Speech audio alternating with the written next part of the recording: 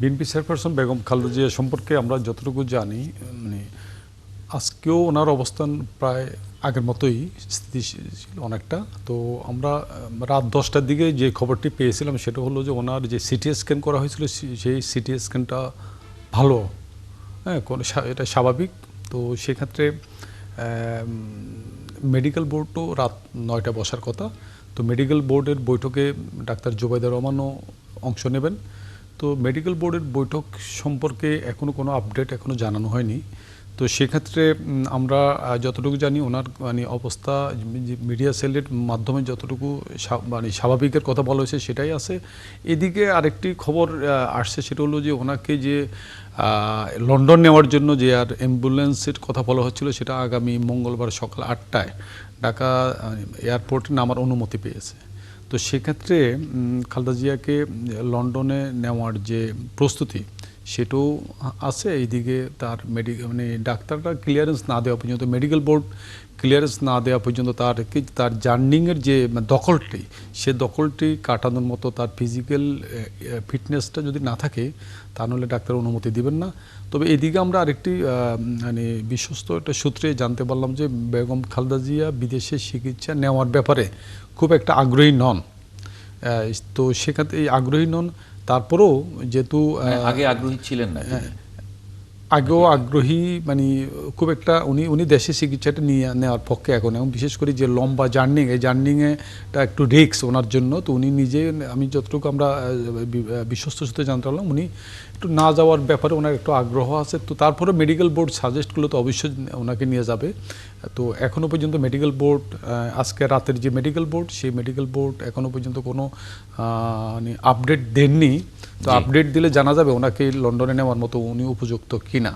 তো সেক্ষেত্রে আপনার এদিকে যদি মঙ্গলবার আগামী পরশু যদি এয়ার অ্যাম্বুলেন্স আসে রাত সকাল 8টায়, সেটা রাত 9টা পর্যন্ত অবস্থান করবে, এয়ারপোর্টে করতে পারবে রাত 9টা পর্যন্ত। তার মানে ধরে নেওয়া যায় যদি ডাক্তাররা আপনার মেডিকেল বোর্ড যদি সিগন্যাল দেয় তাহলে আগামী মঙ্গলবার ওনাকে হয়তো, যদি মানে সব কিছুর মানে অনুকূলে থাকে, হয়তো লন্ডন নেওয়া হতে পারে। জি, সেই খবরটাও তো আমরা দেখলাম। আমরা একটু অতিথিতে যুক্ত করে নেই কামরুজ্জামান রতন, সমাজ কল্যাণ বিষয়ক সম্পাদক, কেন্দ্রীয় বিএনপি, কে এম আতিকুর রহমান, সহকারী মহাসচিব, ইসলামী আন্দোলন বাংলাদেশ, এবং এস এম সাইফ মোস্তাফিজ, যুগ্ম সদস্য সচিব, জাতীয় নাগরিক পার্টি।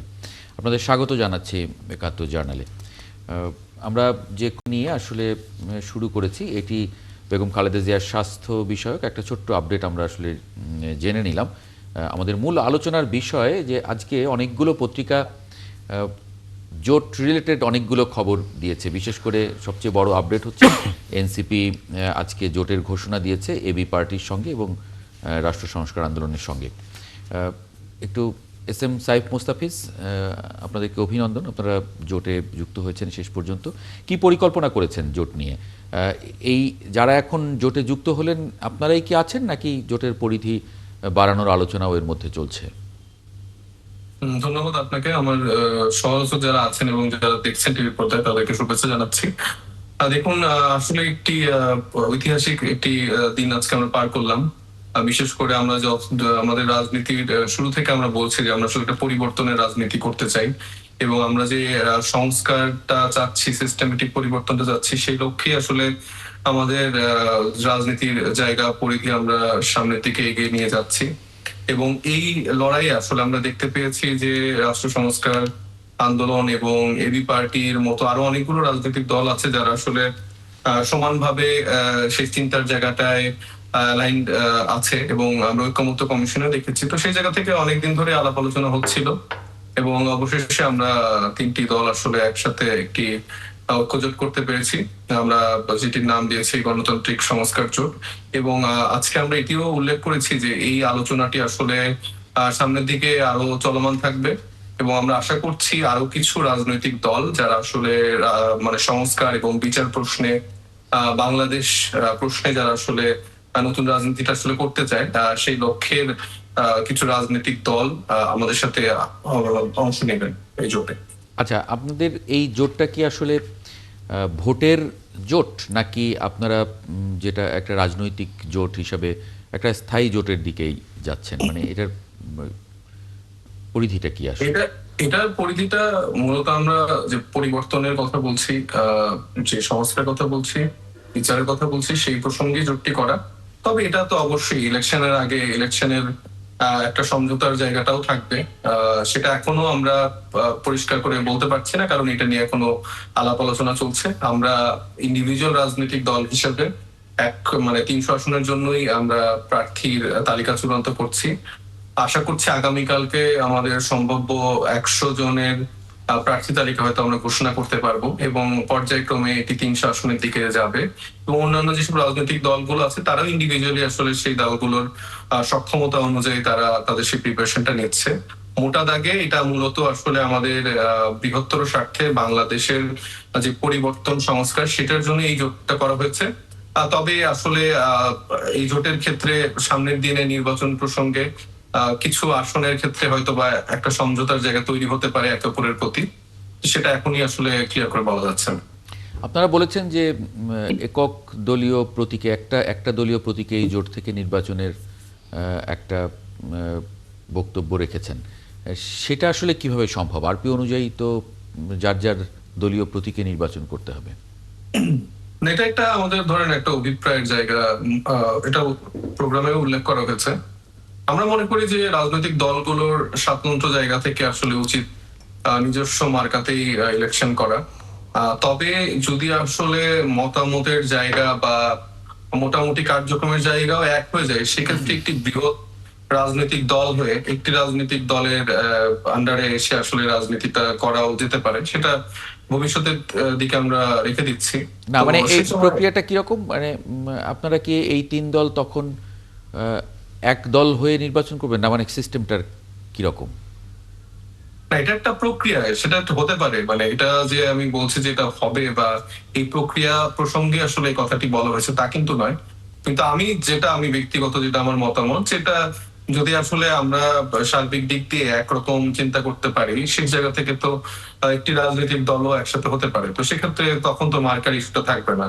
আবার যদি ভিন্ন ভিন্ন রাজনৈতিক দলের মতদর্শী জায়গা ভিন্ন হয়, সেক্ষেত্রে ভিন্ন মার্কায় ভিন্ন মতদর্শ নিয়ে রাজনীতি করে ইলেকশন করতে পারে। আচ্ছা, লুটন একরকম কোনো প্রশ্ন যদি থাকে সাইফ মুস্তাফিজের কাছে, নইলে আশা করব।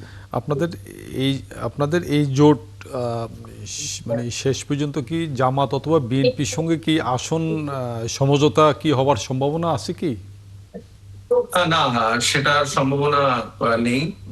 আমাদের আহ্বায়ক সাহেব আজকে কিন্তু ক্লিয়ার করেছেন যে এরকম অনেক রকম অফার বিভিন্ন রাজনৈতিক দল থেকে এসছে, তবে আমরা শ্রদ্ধার সাথে সেটা প্রত্যাখ্যান করে আসলে আমরা জনগণের জন্য রাজনীতি করতে চেয়েছি এবং চাচ্ছি, এটাই আমাদের মূল লক্ষ্য। সেক্ষেত্রে জনগণ যদি আমাদের উপর বিশ্বাস রাখে, আস্থা রাখে, তারা হয়তো 300 আসনে আমাদেরকে জয়ী হিসেবে আনতে পারে, আবার হয়তো একটি আসনেও না আনতে পারে, কিন্তু আমাদের যে লড়াই সেটা আমরা চালিয়ে যাব এবং আপোষহীন থেকে কোন রকম কোনো কিছুতে আসলে আমরা নেগোসিয়েশন কম্প্রোমাইজ না করি বাংলাদেশ প্রশ্নে আমরা রাজনীতিটা করে দিতে চাই। জি, কামরুজ্জামান রতন, বিএনপির সঙ্গে তাহলে এনসিপির যে কথা চলছিল ভিতরে বাইরে, সেটা আপাতত বন্ধ। রাজনৈতিক জোট যেটা নির্বাচনের প্রারম্ভিকভাবে বিভিন্ন দলের সাথে, সেটা মতাদর্শের প্রশ্নে হোক, বিভিন্ন নৈতিকতার মানদণ্ডে জোট হতে পারে, আবার নাও হতে পারে। এটাকে বড় করে দেখবার বা হতাশ হওয়ার মতো এখনো কোনো পর্যায়ে আমি মনে করি নাই যে এখনো চলে আসছে। তবে নির্বাচন যখনই হবে, নির্বাচনের পূর্ব মুহূর্ত পর্যন্ত অনেক কিছু কিন্তু চমক থাকে। তা আমি মনে করি যে এখন যে ভাঙা গড়ার খেলা বা আদর্শগতভাবে এনসিপি, এবি পার্টি বা রাষ্ট্র সংস্কার যে দলটাতে এক হয়েছে, সবাই তো লড়াই সংগ্রামে ছিল। তো আমরা যে কোনো জোট বা তাদের উদ্দেশ্যকে আমরা অবশ্যই স্বাগত জানাই, এবং সেটা স্বাধীনতার প্রশ্নে, গণতন্ত্রের প্রশ্নে, বিশেষ করে জুলাইকে আমরা ধারণ করে যেই আমরা উদ্যোগটা নিব এবং আগামী দিনে বাংলাদেশে একটা পরিবর্তন, সংস্কার বা বিচারের প্রশ্নে বাংলাদেশকে যেই মাপকাঠিতে আমরা নিয়ে যেতে চাচ্ছি সবাই মিলে, সেইখানে জোটের মানে যার সাথে হোক, সেটা আমরা হতাশ হচ্ছি না।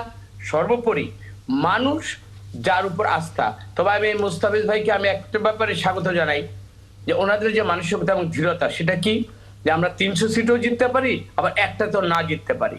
তো এই যে মনোভাবটা সত্যিকার ভাবে যদি এটা হৃদয়ের ধারণকৃত বিশ্বাস হয় এবং এটা থেকে যদি তারা পথ চলা শুরু করে, আমার মনে হয় এই পথ চলাটা মানুষ স্বাগত জানাবে।